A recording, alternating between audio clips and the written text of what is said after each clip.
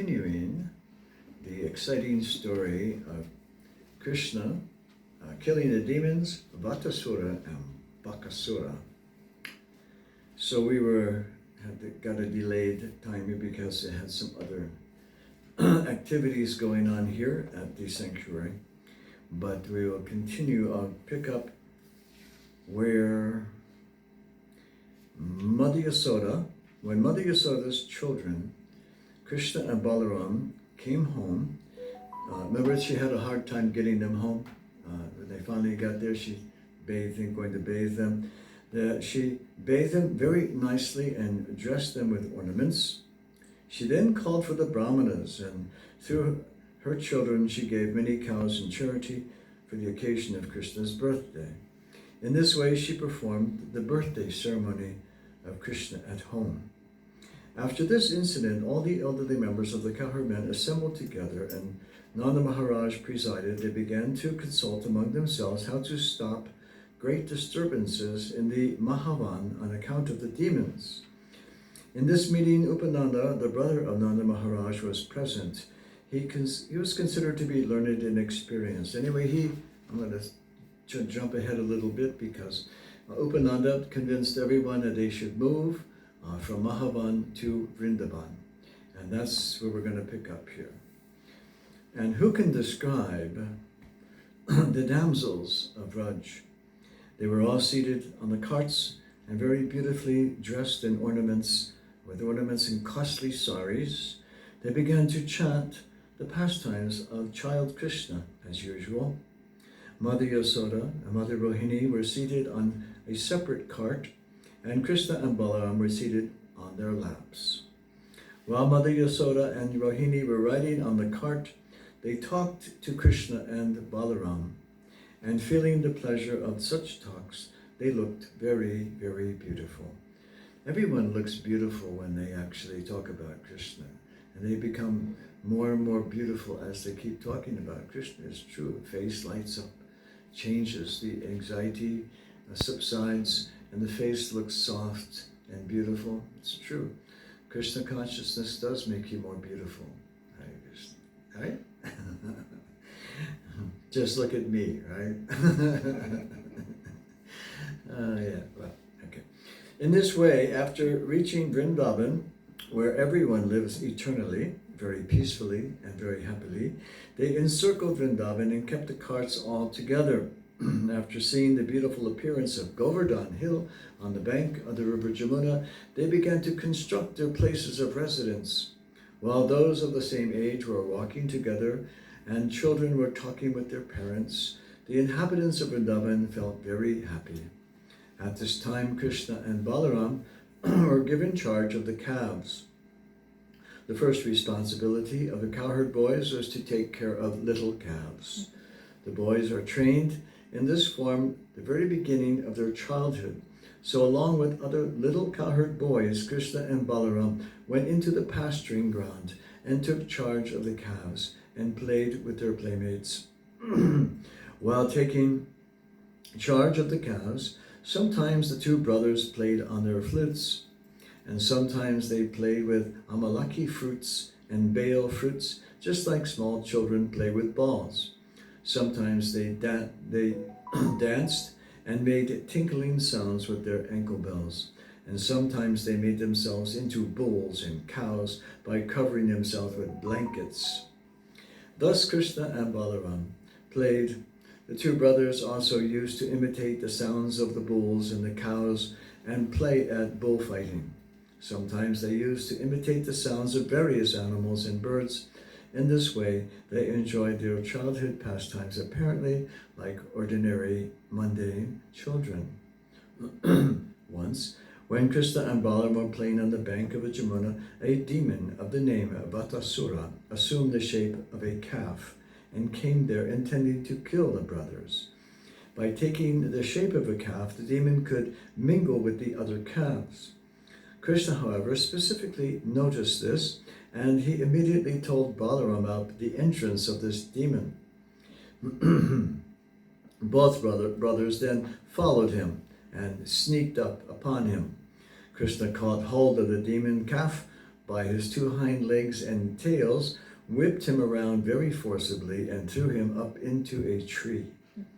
The demon lost his life and fell down from the top of the tree to the ground. When the demon lay dead on the ground, all the playmates of Krishna congratulated him. They said, "Well done, well done." And the demigods in the sky began to shower flowers with great satisfaction. In this way, the maintainers of the complete creation, Krishna and Balaram, used to take care of the calves in the morning every day, and thus they enjoyed their childhood pastimes as cowherd boys in Vrindavan. All the cowherd boys would daily go to the bank of a Jamuna to water their calves, and usually when the calves drank water from the Jamuna, the boys also drank.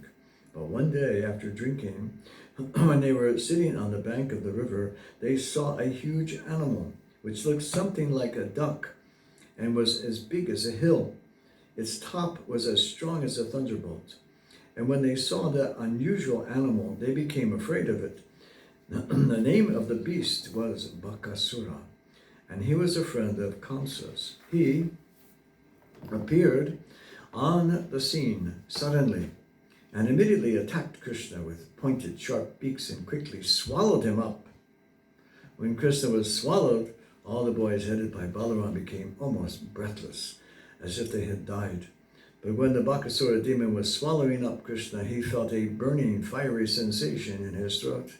And this was due to the glowing effulgence of Krishna. The demon quickly threw Krishna up and tried to kill him by pinching him with his beaks.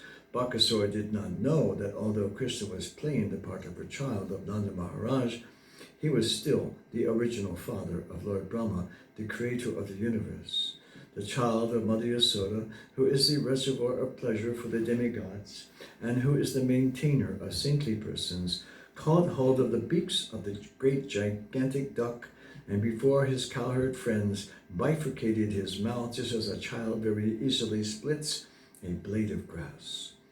From the sky, the denizens of the heavenly planet showered flowers like the chameli, and the most fragrant of all flowers, the chameli.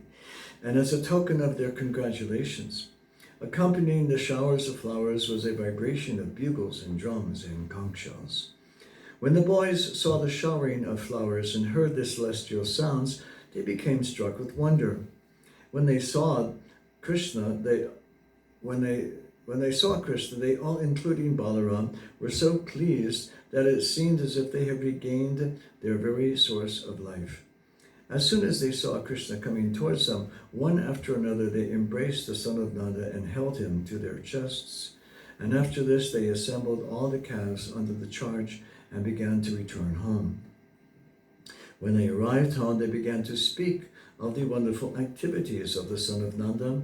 And when the gopis and cowherd men all heard the story from the boys, they felt great happiness, because naturally they loved Krishna, and hearing about his glorious and victorious activities, they became still more affectionate toward him. Thinking that the child Krishna was saved from the mouth of death, they began to see his face with great love and affection.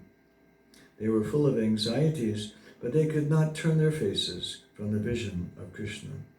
The gopis and the men began to converse amongst themselves about how this child Krishna was attacked in so many ways and so many times by so many demons, and yet the demons were killed and Krishna uninjured. They continued to converse amongst themselves about how so many great demons in such fierce bodies attacked Krishna to kill him, but by the grace of Hari, they could not cause even a slight injury. Rather, they died like small flies in a fire. And thus they remembered the words of Gagamuni, who foretold by dint of his vast knowledge of the Vedas and astrology that this boy would be attacked by many demons. Now they actually saw that this was coming true, word for word. All the elderly cowherd men, including Nanda Maharaj, used to talk of the wonderful activities of Lord Krishna and Balaram, and they were always so much absorbed in those talks that they forgot the threefold miseries of this material existence. This is the effect of Krishna consciousness. What was enjoyed 5,000 years ago by Nanda Maharaj can still be enjoyed by persons who are in Krishna consciousness simply by talking about the transcendental pastimes of Krishna and his associates. Thus, both Balaram and Krishna enjoyed their childhood pastimes, imitating the monkeys of Lord Ramachandra, who constructed the bridge over the ocean of Hanuman, and Hanuman, who jumped over the water to Ceylon. And they used to imitate such pastimes among their friends, and so happily passed their childhood life. Hare Krishna. Thus ends the Bhaktivedanta purport of the 11th chapter of Krishna, killing the demons Vatsāsura and Bakāsura.